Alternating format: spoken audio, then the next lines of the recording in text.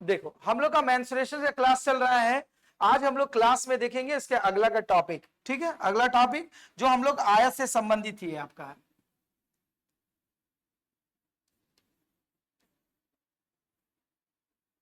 कल हम लोगों ने रास्ता कहां तक बनता है, कैसे निकाला जाता है एरिया, वहां तक पढ़ लिए थे। उसके बाद आज की कक्षा में पढ़ेंगे हम लोग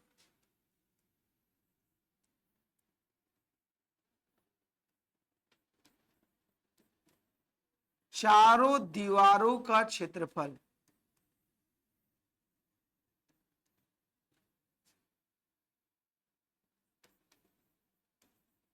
या कमरे की बेटर होगा, कमरे के चारों दीवार का क्षेत्रफल। अब ध्यान से समझना, वो सब काम नहीं।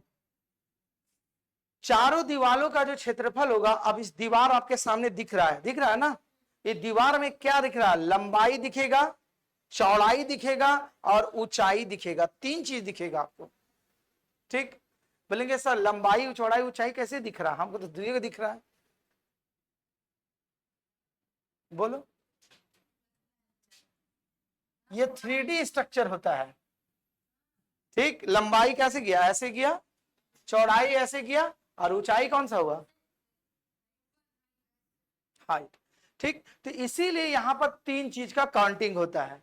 तो अगर बोला जाएगा कमरे के चारों दीवार का क्षेत्रफल, इसमें छत नहीं बोले हम, केवल बोले कमरे के चारों दीवार का क्षेत्रफल अगर निकालना रहेगा तो उसका फार्मूला होता है, आपका बता दे रहे, इसका होता है परिमाप। देखो, चारों दीवार का क्षेत्रफल निकालने से पहले आयत का परिमाप क्या होता है? फार्मूला बोलो। आयत का परिमाप, पेरीमीटर,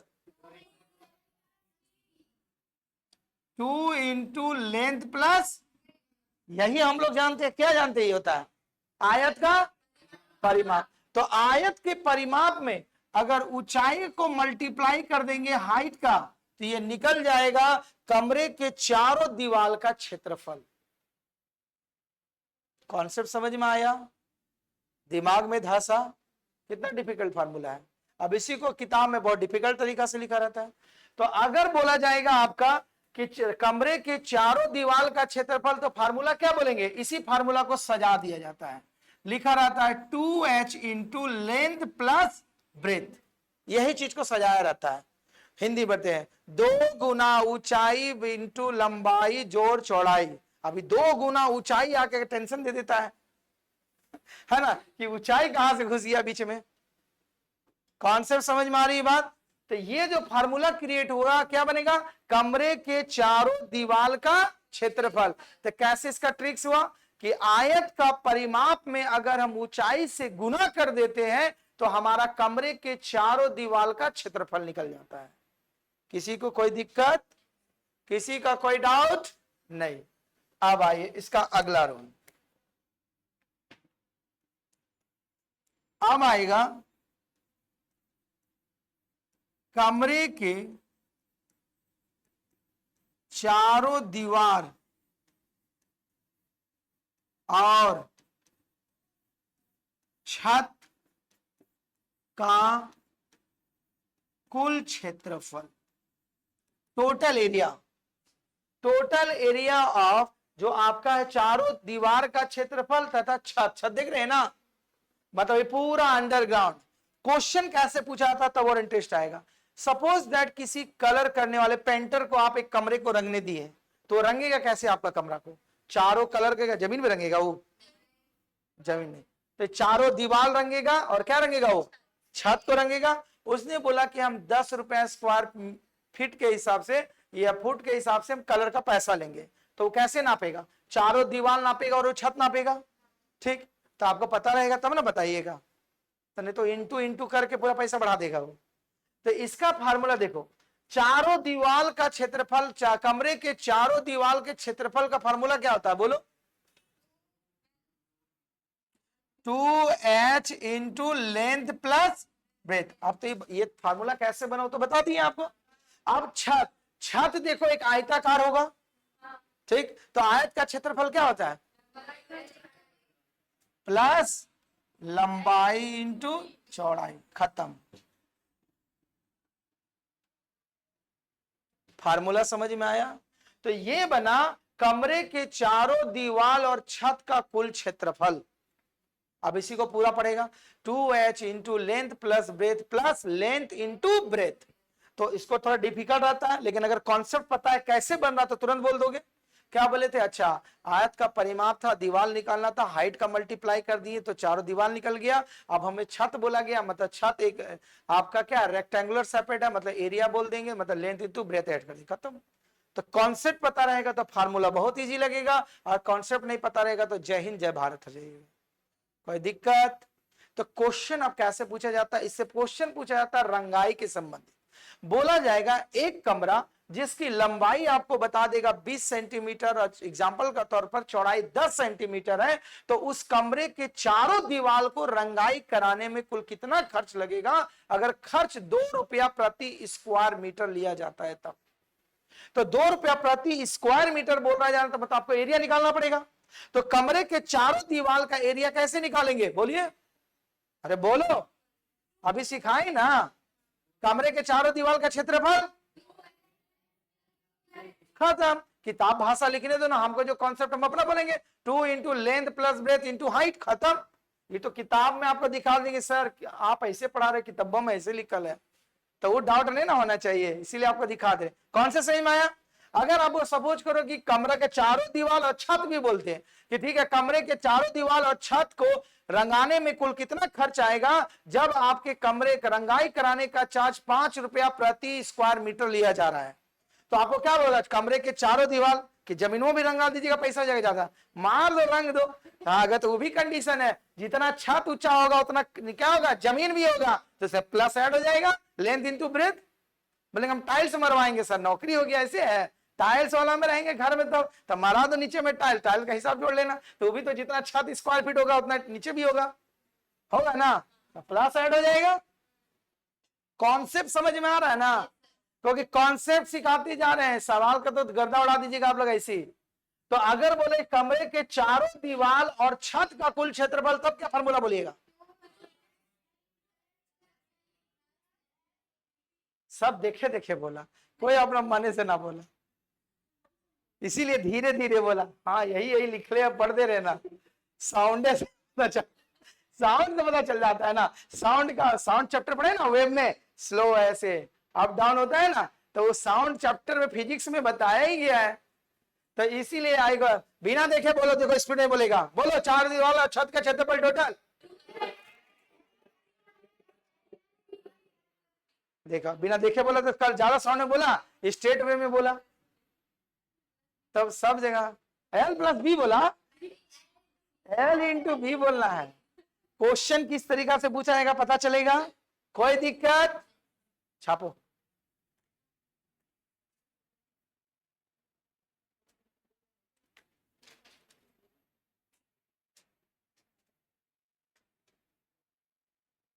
इसको लिखो अपने से, फोटो ही खींचेगा, कितना सेकंड लगेगा लिखने में, 1 मिनट भी लगेगा लिखने में। अरे रफ कॉपी में लिखो ना, दूसरे कॉपी में लिखने का आदत डालो, उससे कॉन्सेप्ट क्लियर हो जाता है। तो फोटो खींच खींच के तो यहाँ डिजिटल दुनिया में आपका दिमाग को डिजिटल बना दिया आप लोग का।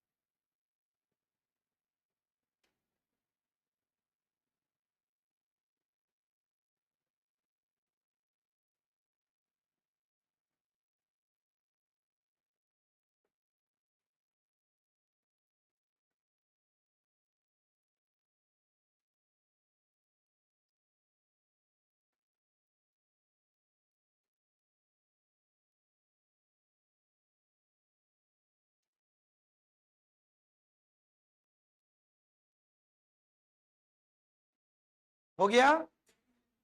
उसके बाद हम लोग अगला टॉपिक पर जाएंगे, मतलब आयत से संबंधित जितने टाइप के क्वेश्चन पूछे जाने की संभावना है सारे थ्योरेटिकल आपको बताएं, ठीक है। कुछ और भी टाइप आएंगे तो जब सवाल आएंगे तो वहां पर समझा देंगे साथ में, लेकिन इतना आपको दिमाग में लोडेड रखना है। आगे बढ़े। देखो आयत के बाद अगला जो नाम आता है उसका नाम आता है वर्ग, जिसको इंग्लिश में कहते हैं स्क्वायर। वर्ग का नाम सुने हैं ना, वर्ग, जिसको हम लोग कहते हैं स्क्वायर।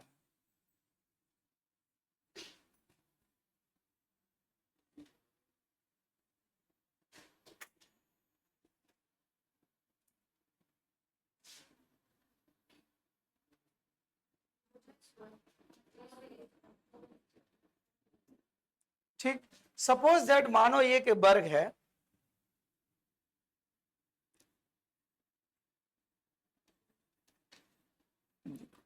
ठीक,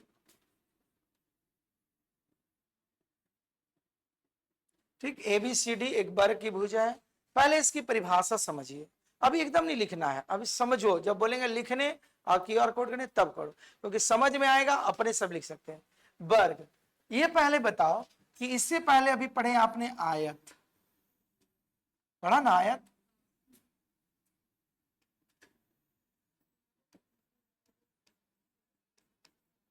तो ये बताओ आयत और वर्ग में जिसको जो आता है क्या डिफरेंस है? हाथ उठाओ जगह जगह पता है, किसी को नहीं पता है तो नहीं उठा। अच्छा इजी है सर, टफ वाला पूछते तब ना हम लोग बताते हैं। अच्छा सब कर लो, चलो बता लो सही क्या है डिफरेंस, खड़ा के बताओ जो आता है बोलो।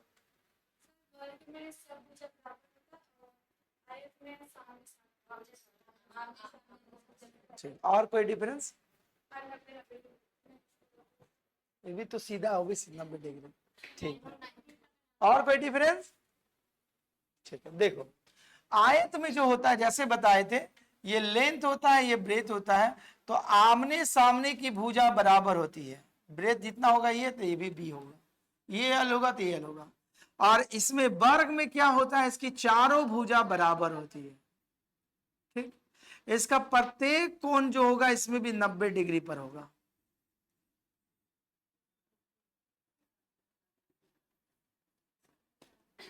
ठीक, तो अब देखो, तो पहला इसका फार्मूला क्रिएट होता है कि वर्ग का क्षेत्रफल, एरिया ऑफ स्क्वायर जिसको बोलते हैं इंग्लिश में, वर्ग का क्षेत्रफल।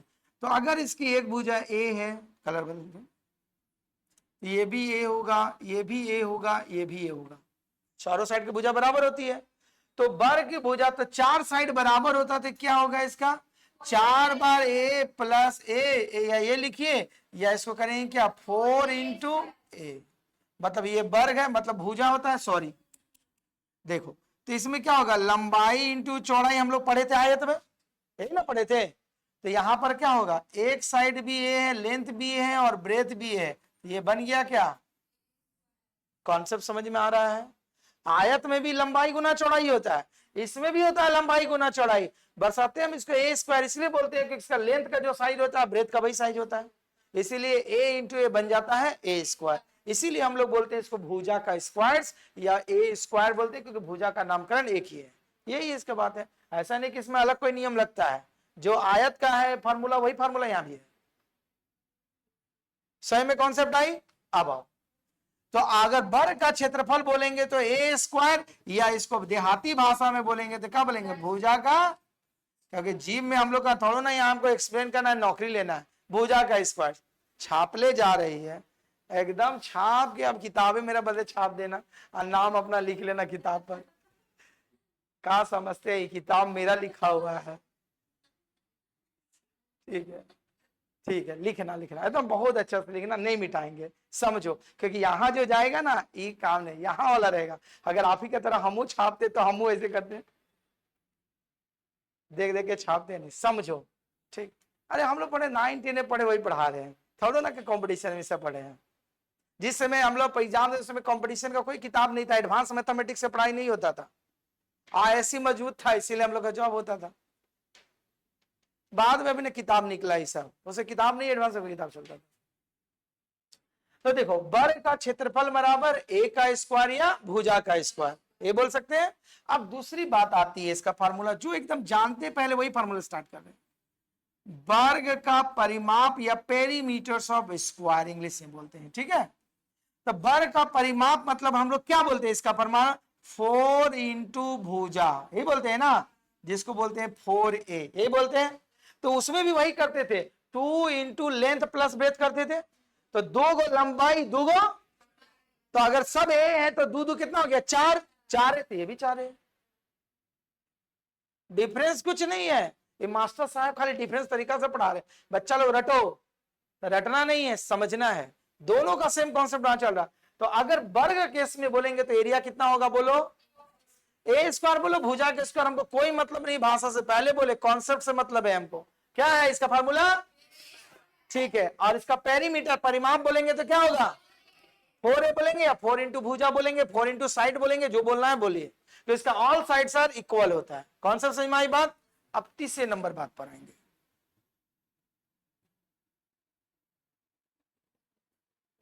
ये लाइन खींचे, पता चला इसका नाम क्या है, विकर्ण या डायगोनल इंग्लिश से बोलते हैं।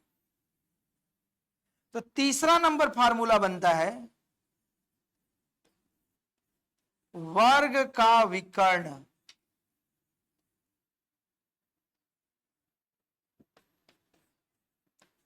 वर्ग का विकर्ण का फार्मूला होता है √2 इंटू भुजा, ठीक। भुजा बोले, √2 इंटू भुजा नहीं बोलिएगा तो √2a भी बोल सकते हैं। ए तब बोलिएगा जब इसके साइड्स को हम एक वेरिएबल के द्वारा रिप्रेजेंट कर रहे हैं, तब ए बोलिए। कोई ए मानेगा तो ए बोलो और एक्स मानो एक्स, लेकिन इसका मेन चीज होता है √2 इंटू साइड्स। अब साइड्स को जो मानिएगा वही लिखिएगा। कॉन्सेप्ट समझ में आ रही है ना। तो इन्हें √2x, एक √2x याद रट रहा है, √2a याद रहा है, कोई सब एक ही चीज पढ़ रहा, वो रिप्रेजेंट कर रहा है उसका साइड को। कॉन्सेप्ट समझ में आया। तो अगर वर्ग का विकर्ण बोलेंगे तो उसका फार्मूला क्या होता है, √2 इंटू भुजा या साइड, मेन फार्मूला। अब बोलेंगे सर से क्वेश्चन कैसे पूछा जाएगा, अगर हम इसका साइड बता दिए 5 सेंटीमीटर है, तो अगर इसका वर्ग का विकर्ण का फार्मूला क्या होगा, डायगोनल ऑफ स्क्वायर क्या बनेगा। अगर इसका साइड बता दिए 5 centimetre, then what is the, इसको जब कैलकुलेशन करेंगे तो क्या होगा, वर्ग का विकर्ण बराबर 5√2 बनेगा। या कोई बोलेंगे सर हमारा नया समझ में आता है, हम √2 इंटू 5 नहीं बोलेंगे, बोलो, लेकिन मैथमेटिक्स में ऐसे बोला जाता है 5 इंटू √2। कॉन्सेप्ट समझ में आ रहा है, कोई दिक्कत नहीं। दिक्कत अब खड़ा होगा। इसी चीज को फार्मूला एग्जामिनर घुमा के दे देगा, साइड दे देगा, भुजा दे देगा और बोलेगा कि क्या वर्ग का विकर्ण बताइए। तब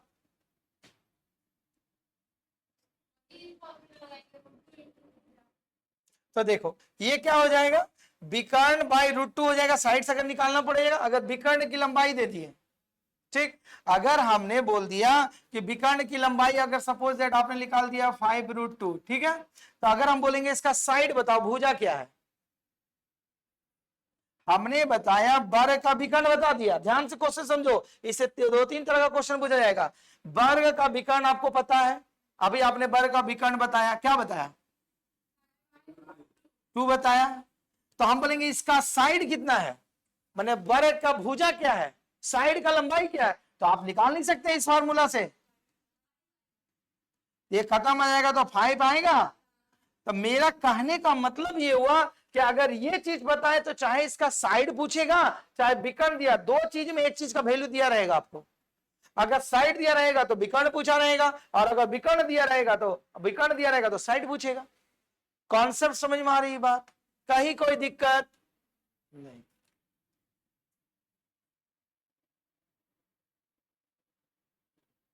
और एक छिटपुट घटनाएं वाले क्वेश्चन मिलेंगे देखने को, वो भी लिख दे रहे हैं।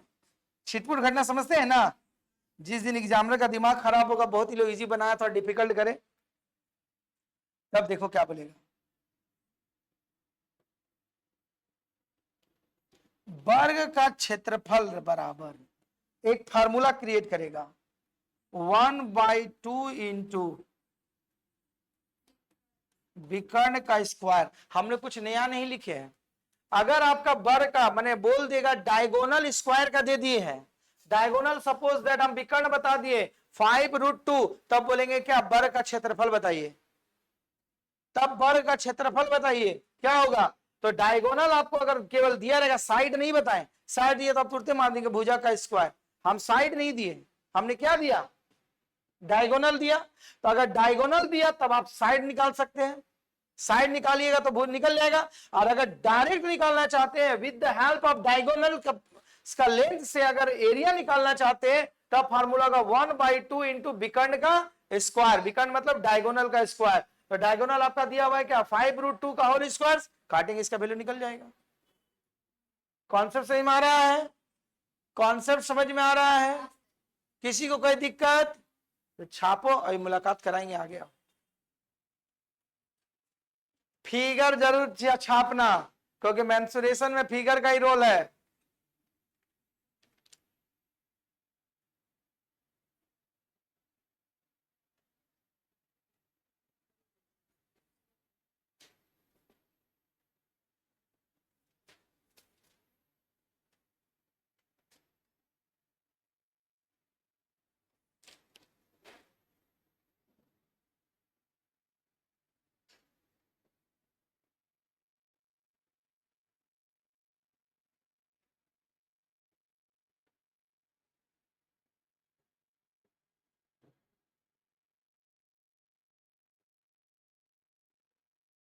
थोड़ा हाथ को रफ्तार में चलाना, नहीं तो क्यूआर कोड देंगे फिर, नहीं तो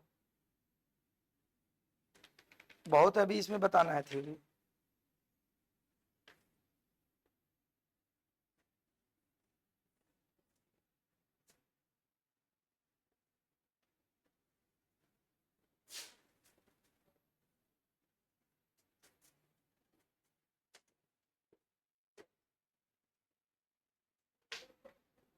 हो गया तो लगता नहीं हो पाएगा।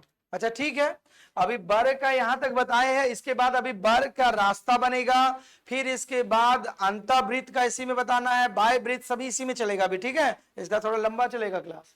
तो यहां तक देखो, स्लो पढ़ा रहे कोई मतलब नहीं, मेरा मेन मोटो कि जितना पढ़ो दिमाग में लोड हो जाना चाहिए, सही आई बात। तो इसके बाद जो इसका वर्ग का अभी और क्लास चलेगा जो अगली कक्षा में बताएंगे। धन्यवाद।